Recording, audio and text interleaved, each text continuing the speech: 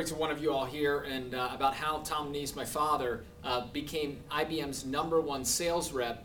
And I've been asked to retell that here. And really, it's a great pleasure and honor to tell that story just because somehow that accomplishment, the #1 sales rep at IBM, sort of in its heyday, the #1 worldwide, seems to me to be a bigger accomplishment than founding the software industry or getting enrolled in the Smithsonian Institute. This is just a great story. So let's back up way before Syncom and how he got his start in that. And it's just a really kind of, I find an interesting story. Hopefully it's going to be of some value to you.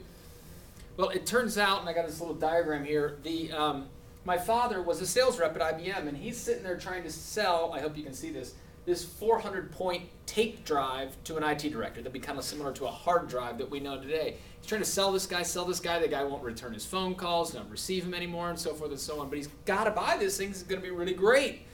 Well, he goes to the IT director, and the IT director says, look, I don't know about your tape drive, but our CEO got an invitation to go to this conference with IBM. Could you please get him signed up? So my dad, as a diligent as a sales rep, went back and signed him up. You know, he really wanted to sell him the 400 tape drive, didn't want to send the CEO off to some event, but he went to send the CEO there. Now, 400 points was some portion of his sales quota or something like that.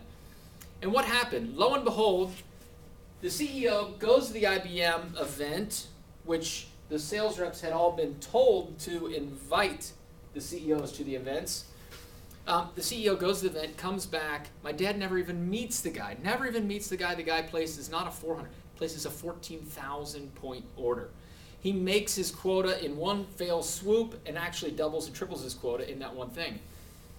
He was a young guy at the time, and it kind of like, well, that worked. I never even met the CEO. He's sitting there. He told me. He said, I never even met the CEO, Eric. But the guy came back and placed a 14,000 point order. He said, I was smart enough to realize. Guy goes to the event. He said, I didn't know what they were doing at that event, but I trusted them. He came back and he placed a 14,000 point order with me. I think I'm going to do more of that. I'm going to follow the system. So all my dad did was, from that point forward, go and get CEOs to go to these events. And the CEOs would go to the events and they'd come back and place huge orders. He became the #1 rep over and over and over again, 3 years running. They kept doubling and tripling his quota. All he did was send people to the event. When my dad told me this story about 5 years ago, he said, the crazy part was, Eric, he said, I went to my sales managers. I went to the other sales reps, and I said, just get the people to these events, and you'll have the same types of results. He said, you know what, Eric? They didn't do it. He said they didn't do it. They wouldn't do it. They wanted to sell them 400-point tape drives. So they're selling them features, function, benefits, and all these other kinds of things. Tell them, you got to do this. They didn't want to do it. So what happened? How does this situation evolve? Guy goes there, my dad told me that they were teaching things. They were exposing these people to new information and new concepts that they had otherwise not previously known. And so they got ideas, and they realized the value of what it could mean to them, to their business, and to their organization, and they'd place huge orders. And they'd go do that and they changed the world. They changed the whole structure of the way products were manufactured, the way insurance policy businesses were run, and everything else, thanks to to these sessions. Well, here's the other part of the story. Recently, as some of you all know, I got engaged with my wife in this side business. And this side business has a very, very similar concept. It's in the juice business, but they encourage us. They say, get people to the events. Get people to the events. Get people to the events. Now, a lot of people think, oh, those are rah-rah events, and they look at them very sarcastically. But what they don't realize, what goes on there, has really nothing to do with rah-rah. It has a lot to do with helping your own personal leadership and your own belief structure. And so it's just really, really incredible of what they're doing and types of speakers they engage and so forth and so on. But that's a different topic. But they encourage us to get people to events. I've been to them. I've seen them. I know what they do. I know the potential that they provide. Frankly, they've helped me over the past 18 months to be able to accomplish things in my own work here at the office that I otherwise would have not been able to accomplish. I know that. I brought my dad to one of the events, and Smithsonian, he said, look, Eric, what they're teaching there is fantastic. So now, I looked at that, and I'm just trying to get other people to see this, trying to get other people to come. And I was thinking, man, if only they could see this, if only they could get the information, they would know, it would change their world, and it'd be that. Now, how does this relate to us? It's the same thing. If we can just get our people to see our software, the value, what it provides, if they could just get them to see, we know that they will like us, right? Okay, great. Well, I got fed up the other day, and I hope here's where the story might get interesting for you. If you're having if you know intrinsically that there's some value in what you're offering and what you have, but you're just not quite getting the results, you're like my dad. I know the guy has value in it, but I'm just not getting the results. Here's where the story gets interesting. I got fed up the other day. I said, man, there must be something I'm not doing. There must be something I'm not doing. So I went in my dad's office, and I said, all right, Dad, I know we're going back 45 years, but I need to know, remember the story about I said, I need to know, how did you get the CEOs to the events? And he said, very interesting. He said, here's what I did. He said, I didn't realize what I was doing at the time, but I was doing something at work, so I did more of it. He said, I went to the IT director, and he said, Mr. IT director, do you know why you can't get all the software, all the budget that you want from your CEO? Do you know why you can't get that? The guy said, no, why?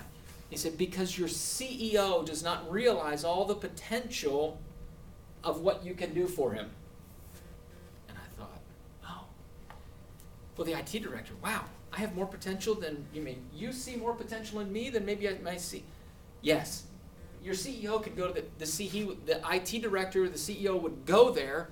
Again, all my dad did, he didn't even talk to the CEOs. He talked to the IT director. The IT director would get the guy to go to the event. They'd come back and place huge orders. My dad played golf constantly. Not for business. He played golf for pleasure with his buddies at the country club. We went nothing. So he just kind of goofed off all day. I don't want to say that, but he just, he enjoyed life and became the #1 sales rep. People went to the events, they learned some things, and they got exposure to it. Now, my dad added, he said, so all I did is I helped the guy see how he could get what he wanted in life, how he could get what he wanted. So in our environment, in my wife's side business, it's a matter of helping people understand that the vehicle, the product for better health, or if they want to build a business, if they're sick and tired of not having the income that they'd like to have an extra $100,000, $500,000. But it's the same thing here in our software business. We just have to help the people realize that the potential of what our product can deliver for them will give them all that they want in terms of their productivity, their performance. It may be the guy's looking for a new job promotion or something. Hey, he wants to feel better about it. So it's the same thing here. But my dad, he went one step further. Kind of smart guy, right? So he said, Eric, here's the thing. He said, the other sales reps, it's not that they wouldn't do it. He said, I went around and told them that they should, and they could, and if they would, it would work. They did try. They did try to do it. They saw what was happening, but what was happening is he said, they would go here. They would go directly there to the CEO trying to get an appointment with the CEO. The CEO said, come on, you're going to tell me how I'm going to change my business, you lowly sales rep? Forget you. I'm busy, I got other things to do, I don't need to go learn about computing, I don't need to learn anything.